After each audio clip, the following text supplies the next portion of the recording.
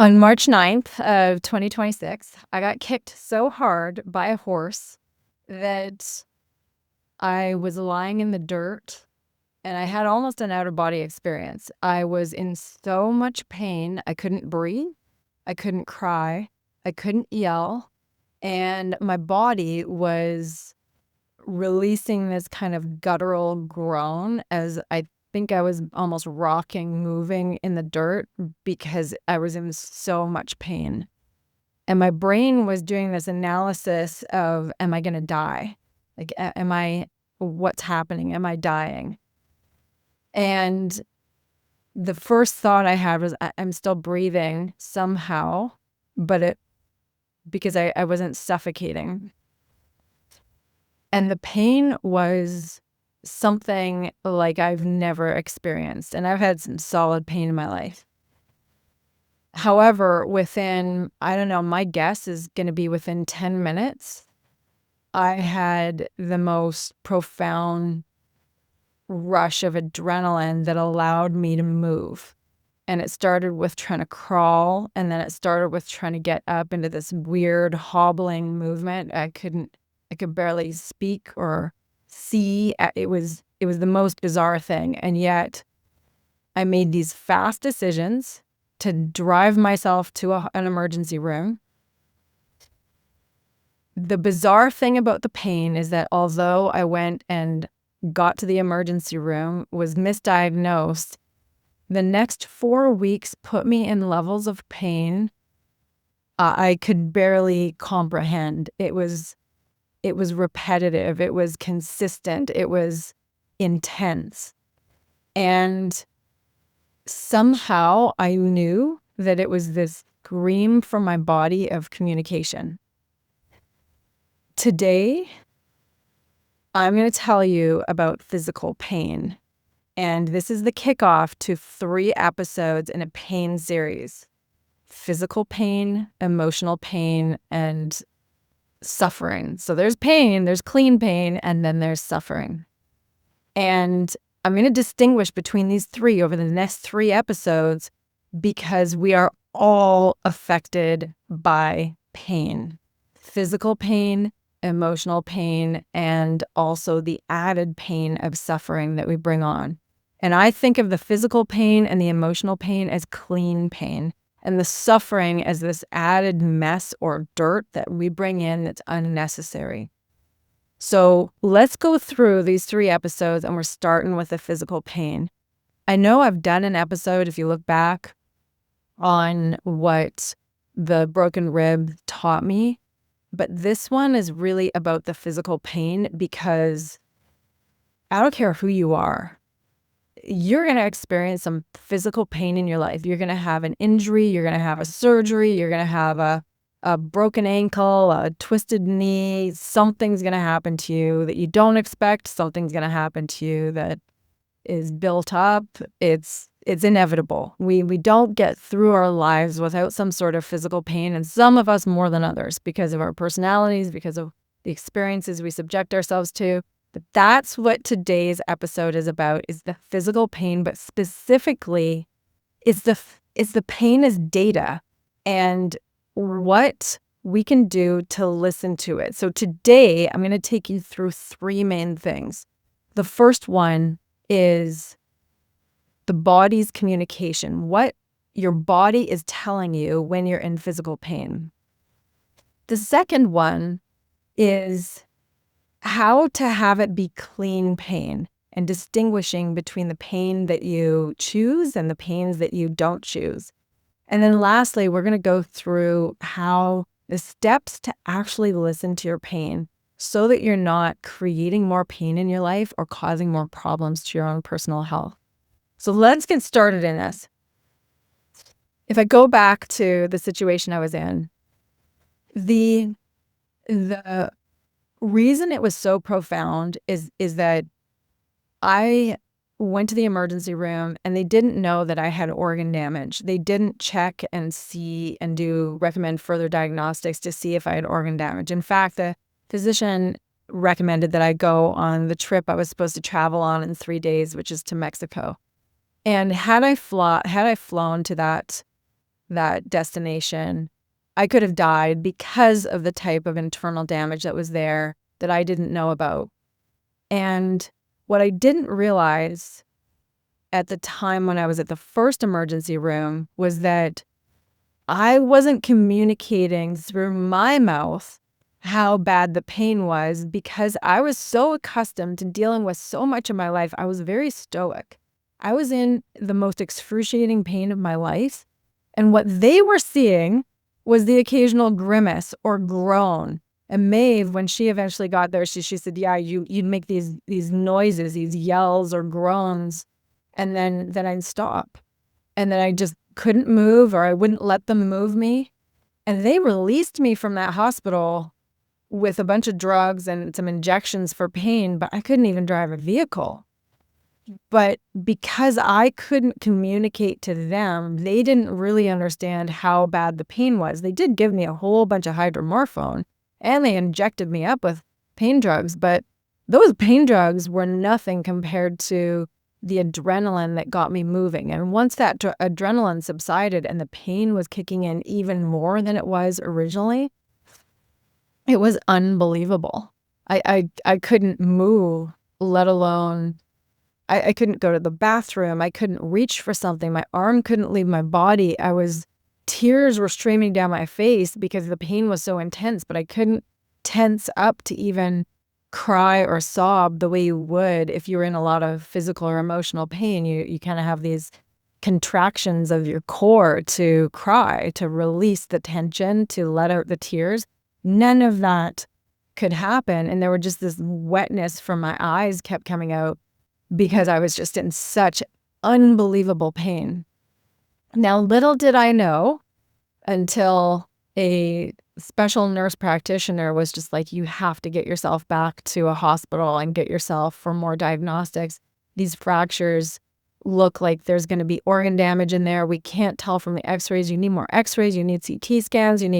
She just was adamant 24 hours later on the phone with me going, you have to get somewhere, and you have to get somewhere now. And it was her telling me that had me start to listen to my own body. Go figure.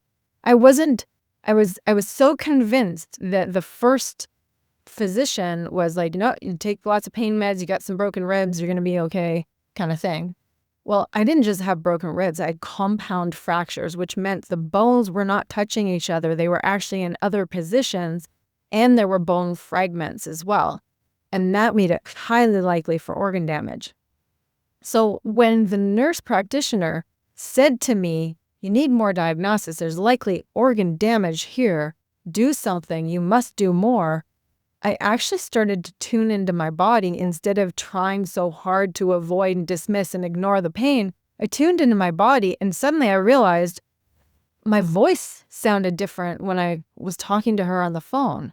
My voice wasn't clear because my airway wasn't intaking. I couldn't breathe properly. And then I was noticing a little more and more. I'm thinking to myself, oh my goodness, what if there is organ damage? Because so many things sounded different. And I just thought, oh, maybe it's just the pain. It's the fractures. It's the pain. But they'll go away. It's going to be fine. And it wasn't fine at all. By the time I was in the hospital for the second time via ambulance, then there was blood in my lung. There was air in the places there's not supposed to be air in your lung. And my lung was going to collapse. They were afraid my lung was going to collapse. And they wouldn't let me eat. They were afraid I was going for surgery. They were doing heart ultrasounds because if there was blood in the lung, they were worried that it was going to put pressure on the heart. I was peeing blood. So there was some sort of damage to my kidneys or my bladder.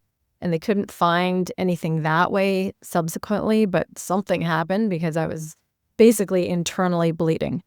And the pain was screaming it at me. And I kept ignoring it because I wanted to believe what the first physician in the first emergency room was telling me. So this is the message here. This is the message number one out of what I'm delivering today for pain, is that pain is a communicator. It is your body's language. Your body doesn't know how to communicate with you. It communicates sometimes in warmth, in and you might get tingles, you might have your feet fall asleep. It's communicating to you with its signals. Pain is one of its biggest communicators, its biggest language to you from the body. For you to receive, the body's talking to you, and I was ignoring it. And that's what we tend to do with physical pain in a lot of ways. We might magnify it, we might ignore it, we might dismiss it. We do all sorts of things when our body is trying to give us this signal and our body's trying to communicate and we're not listening to it. So I had the signals and my body was basically screaming at me, you might be dying here. We got to save you. And the pain just kept going up and up. And then further, because the physicians were afraid that my lung was going to collapse, then they were forcing me to do, you have to do breathing exercises every single hour. And if you don't, that lung is going to collapse. And if that lung collapses, then I'm in for surgery, I'm intubated, and it could lead to all sorts of other complications. So then they're driving in the pain meds and telling me to not try to stay comfortable, but all these ribs, my side, my whole, if you think of a rib cage and, you press your hand into your rib cage or someone else's rib cage and it's solid because there's ribs there. My side was like mush because there were 4 ribs with 8 different fractures. And it was just this mushy thing. So if you pushed on my side, you're pushing into my lung because the ribs are just not there to protect it. In fact, they're puncturing into my lung. And there's all kinds of nerves around your lung. And that causes referred pain, never mind the pain that you're experiencing. And they're forcing me to do breathing exercises every hour. And even to be able to tolerate that, because the pain was so high, they're giving me all kinds of pain meds. So my whole system is in this state of, the pain meds didn't actually prevent the pain. They allowed me to not have the pain if I was not moving. And so if I started to move or breathe or do anything, I'd still have the pain no matter how much pain meds I was on. It didn't make it go away. It just made it so that if I stopped moving, I could be comfortable enough to tolerate the pain and maybe get some rest and maybe get some sleep. It was a bizarre experience because it's so counterintuitive. You've got this pain, you're not supposed to move. You feel that something's really, really wrong, and yet you're being told to try and breathe through it and force the lungs, the rib cage wider in order to keep the lung moving and force air into the lung. And everything feels wrong. All of it feels wrong. And part of the reason it felt so wrong is because my body was saying, this might be life-threatening. And this is what happens. So first, a couple of stats here for you, because I love the stats. 1.5 billion people in the world estimated are living with chronic pain. That's roughly 20% of the global population, chronic pain. And you got to think, how many of that global population are children, so they shouldn't have chronic pain yet? So we're looking at this massive amount of adults and children potentially, who are suffering with chronic pain. In the US alone, 20.4% of adults have chronic pain, and a staggering 78% of the emergency room visits, like mine, are pain-related. Now, mine was an injury, but what happened in the second emergency room visit, here's what I heard them say. They were trying to manage my pain. They wouldn't let me leave because they were trying to manage my pain. And I was like, but my lung didn't collapse. Why are you keeping me here? I want to go home. I want to rest. They're like, no, we're keeping you here to manage your pain. Their number one priority after being there for over 24 hours and overnight, they wanted to keep me because they were afraid my lung was going to collapse. But the more I stayed stable, the more the lung did collapse because I kept trying to breathe through it. Then they wanted to keep me longer to manage the pain. And I just wanted to get out of there because I'm like, I'll manage my own pain. Leave me alone. Just as long as this lung doesn't collapse and I don't need surgery, just let me go. So if so many of us have chronic pain, and then you've got the acute pains from the unexpected injuries, what is going on here? And this is what I want to emphasize more than anything to start with. don't make the pain wrong. I know we want to get away from it. Trust me, I am coming off of this fresh. I have a very acute memory of how bad this pain was. However, I realized one of the main thoughts that had helped me through it was, I'm alive, I'm alive, I'm alive. It was such massive gratitude that I was alive, because I knew this injury, it could have been a kick, like I got kicked by a horse. It could have been a kick that was 2 inches to the left, and I would have been paralyzed potentially from the waist down. It could have been 6 inches higher, maybe a little more, maybe a foot higher, and I could have been dead. It could have hit my head. I also could have died from the injuries that I had my lung collapsed and put pressure on my heart. So all I cared about was that I was alive. If we are avoiding the pain, if we are going away from the pain and not recognizing it as it for what it is, which is a critical signal, a critical communication from our body, if we keep ignoring it, whether it's chronic pain or acute pain meaning that immediate injury, that acute injury like I was just describing, or chronic pain, something that's been going on for a long time, if you ignore it or dismiss it or push it away, then you're missing the communication that your body is telling you. Now, here's some interesting things. So this is a language. Pain is not a punishment. The language is that from your nervous system specifically, not just your body, but your nervous system. Your nervous system isn't malfunctioning. In fact, it's reporting to you, hey, there's something going on here. Your body needs some attention. There's research from a person named Dr. Lorimer Moseley. And this is a professor of clinical neurosciences at University of South Australia. And what they've found, and this is one of the leading pain scientists, by the way, what they've found is that pain is this unpleasant conscious experiences that emerge from the brain when the brain is taking in information and suggesting to you that you need to protect a particular part of your body. There's something going on and needs some protection. So it's not just damage. It's that the brain is sending an alarm to say, you need to pay attention to this, and you need to pay attention to this now. It's called nociception, and that's the input of information. And then the brain's deciding how to deliver information to you, which the delivery is typically via pain. Hey, information, this area, this probably needs protection. I wish it could be in a memo, a Post-it note, a text, something like that would have been lovely, but pain is the body's signal. It's its communication. It's its language. Wish it were different, but it's not. So here's the primary thing that pain is asking the pain, it's a question that comes. And the question is this: how dangerous is this really? How dangerous? Let's say you've got this low chronic ache, this low bothersome thing that's there. Maybe it's a tension headache that's been there for a week. Maybe it's something in your lower back. Maybe it's something that's been in your knee for however long, and it's this constant kind of ache. And the question that you want to determine is, how dangerous is this really? But you want to put your attention on it, because if you don't, it's just going to continue on. You got to figure out what's going on.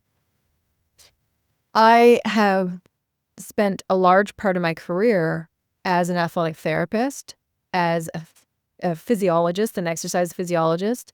I spent about 10 years in clinical settings, whether it was training as an athletic therapist in a university setting, in a university clinic, or I even worked in a chronic pain clinic for many years. And I've seen this in so many different types of people. I've seen it in people who aren't accustomed to having pain and want to resist pain completely, or people who embrace the pain and it becomes part of their identity. Or the bulk of the people I worked with were athletes, high performance athletes, who learn to, some of them might catastrophize a minor injury because they're afraid that it's going to affect their playing.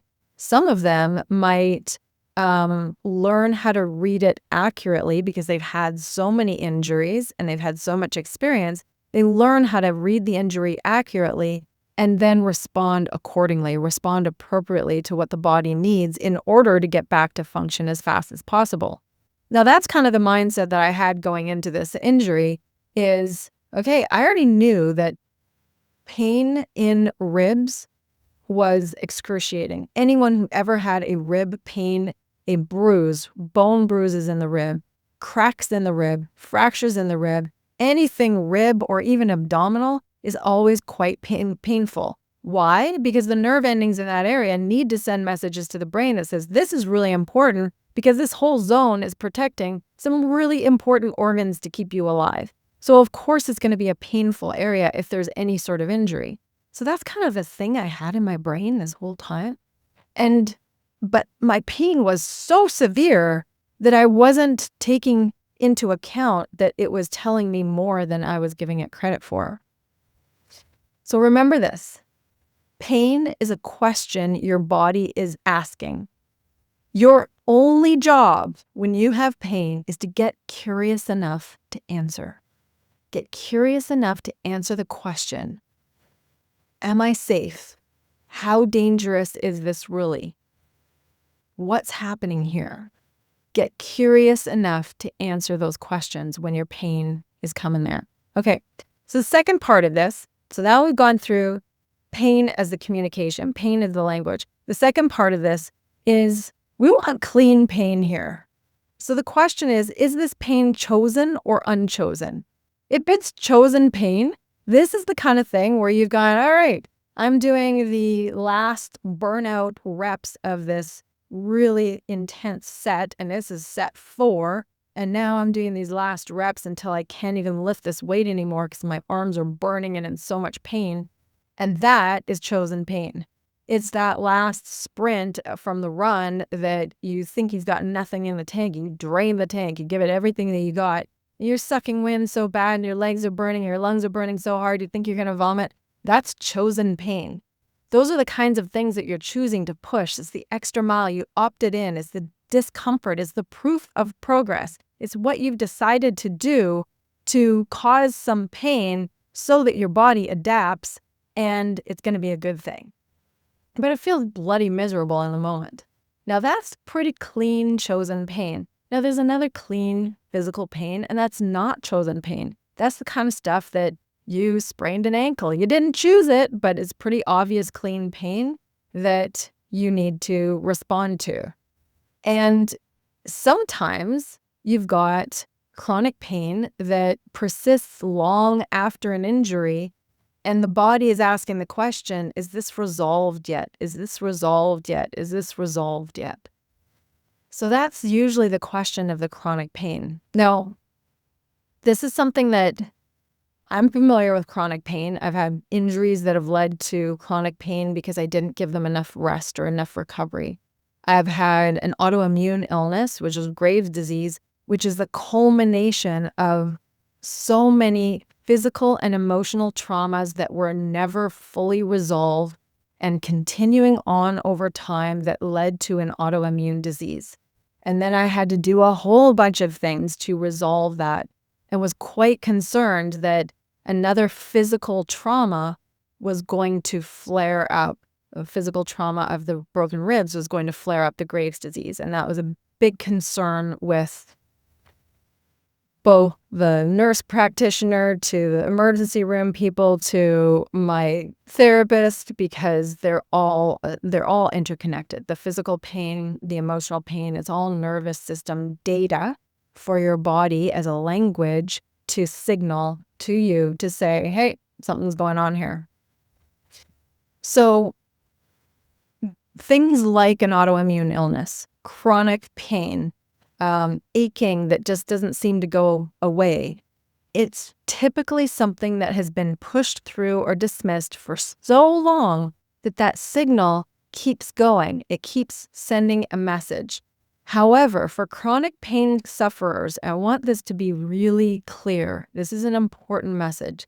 It's that the more that signal is sent, the more that pathway, that nerve conducting pathway is sent, the easier it is to send. So you know how you tie your shoe, you know how you learn the lyrics to a song, and because you've repeated it so many times, then it becomes easy. It just goes. Well, it's kind of the same thing for pain signals. The longer you have the pain, the better your spinal cord, your nerve sending gets better at producing the danger messages to your brain. Even if there's no danger in the situation, this is often the case for chronic pain. There's no danger, but the pain still persists. The pain still persists. And this is from someone named Dr. Lorimer Moseley. It's not a life sentence, though. It's simply a signal that your nervous system hasn't been safe enough or reassured yet, and your job isn't to fight it. Your job is to help make that nervous system safe. That's going to be something that really helps with chronic pain. So either whether you have long-term pain, you've got short-term pain, you've got chosen pain, you've got unchosen pain, one way or another, you have a job, and it's to listen to it and not fight the signal. So it doesn't matter whether you chose the pain or not, your job is to listen to the signal. When we fight it, here's the problem. What we do, here's the instinct. We push through, we ignore it, we suppress it, we medicate it, we distract from it, we do anything we can to get away from the pain, this physical pain. But fighting pain is expensive. It takes our energy, it takes our time, it can take our money. Yet, really, often what we need to do is simply listen and slow down. When we're fighting it, it's costly.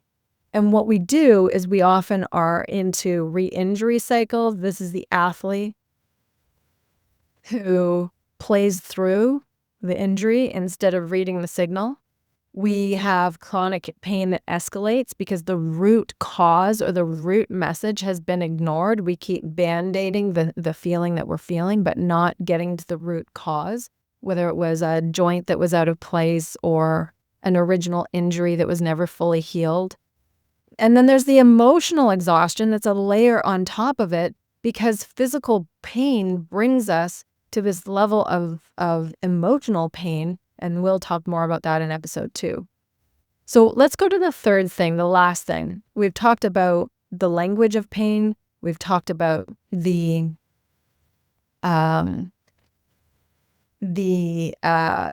clean pain, the chosen or the unchosen pain, and the chronic and the acute pain. Now, really, this is how to read, how to listen to the pain. What do we do? And I've got a great little acronym, and it's called READ, R-E-A-D. And all this is a method for you to take pain and know what to do with it. Because if you don't know what to do with it, you're going to keep ignoring it, dismissing it, avoiding it, doing the things that's going to not help at all and potentially make it worse. So the first thing with READ is to recognize. If you recognize, stop and name the pain. I have a pain. And this is one of the wonderful things about being in a clinical practice for so long, is that doing a discovery or doing an assessment on someone allowed me to ask hundreds of times, where is your pain? Can you point to the spot? What does it feel like? Is it achy? Is it sharp? Is it dull? Is it prickly? Is it pinpoints? I would ask so many questions just about pain to understand this person's pain. Now, I can promise you, every time I went through this, the person had to think about, oh, this, and then they would describe it, and it would give us so much information about where is this coming from? What does it actually mean? Is it from an inflammation? Is it from a nerve? Is it from that first acute response? Is it from a long-term thing? And we would get all this information to help us know what to do. So the first thing is stop. Name the pain without any drama. Where is it? What does it feel like? Rate it from a 1 to a 10. 0 being there's nothing there at all, 1 being it's the lowest pain ever, 10 being it's the most excruciating pain, you think you're going to die. That's the kind of pain I had in the hospital. It was so amazing. E is for explore. Explore is get curious. This is your warning signal, or is it a progress signal? So for instance, if I've got my lungs that feel like they are screaming at me from running and I've been out of shape, then it's kind of a progress signal. It's like, oh, my body's going, hey, I haven't been there for a while. I'm going to shoot you some pain signals because you haven't done this. So let's not overshoot this right now. Is it a warning signal? Is it a progress signal? Is it chosen pain? Is it unchosen pain? Figure this out. Explore what your pain actually is telling you. A is accept. Accept the message. Holy cow. So many times we're just pushing the message away, ignoring it. Stoicism is a thing. The pain is not permanent, but take a look at it as a signal. And it's so much easier to accept pain as a signal when you realize it's not permanent.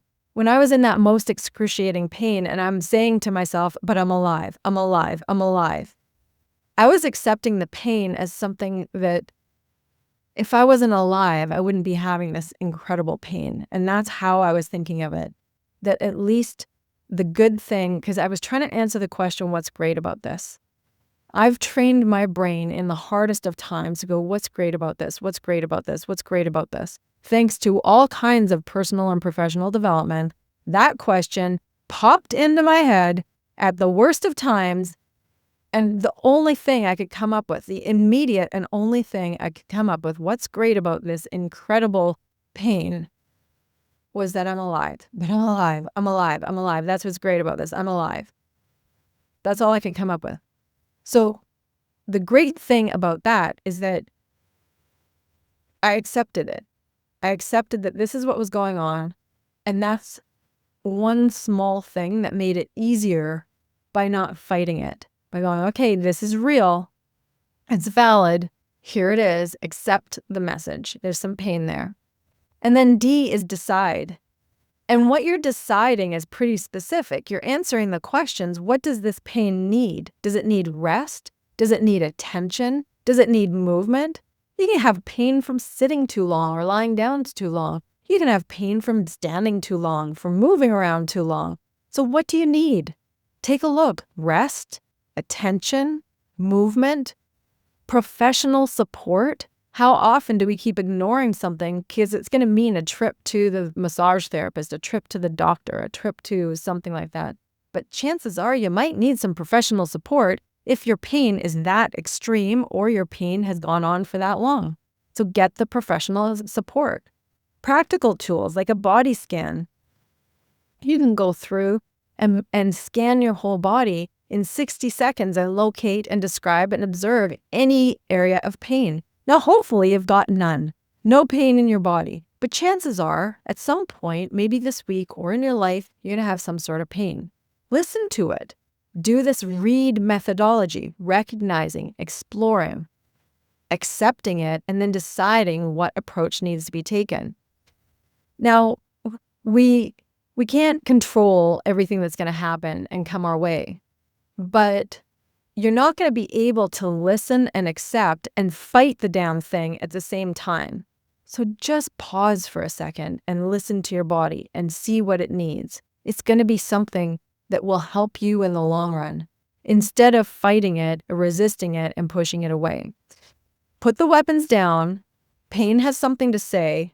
Listen in. It's going to be important. So to wrap this up, I'm going to put the research in the show notes if you want to look into anything further, especially if you've got some chronic pain or acute pain from an injury. But I do want to wrap up this way. Number one, pain is simply your body's language. It's simply a communication and a signal to you that something's going on. It's just asking, how dangerous is this really? Well, what do we need to focus on here? Number two, if you're resisting it, we want it to be clean, and resisting it only makes it worse. So listen to it. Is it chosen? Is it not chosen? Is it chronic? Is it something acute? Don't fight the pain, just take a look at it. And lastly, the easiest way to do that is through the READ method. Recognize, explore, accept, and then decide. Really see what your body might need. Now, that's the physical pain. Physical pain is a clean pain zone as long as we're not bringing all the emotional drama into it and causing more suffering. We don't want that. So we're going to look next and bridge into our next episode on a clean pain series, and that's emotional pain. Because emotional pain can be just as painful as physical pain. It's a different kind of pain, but it's the kind of thing that dictates everything in our life. It dictates whether we are going to go towards something or stay away from something. It's emotional pain that does that. Physical pain does that too, but emotional pain really dictates what our life is going to look like in relationships, in business, in anything that we take part in, even our relationships with ourselves. So that's what's coming next. I hope you use this. If you're someone who you have someone you care about who's in physical pain, send them this episode. Let them go through the process of understanding their own pain better and helping themselves a little bit more, and knowing that they're not alone in going through physical pain. It's not an easy thing. All right, you are empowered. Thank you for listening. Go out there and do your best, and hopefully today's a physically pain-free day for you. Go get it.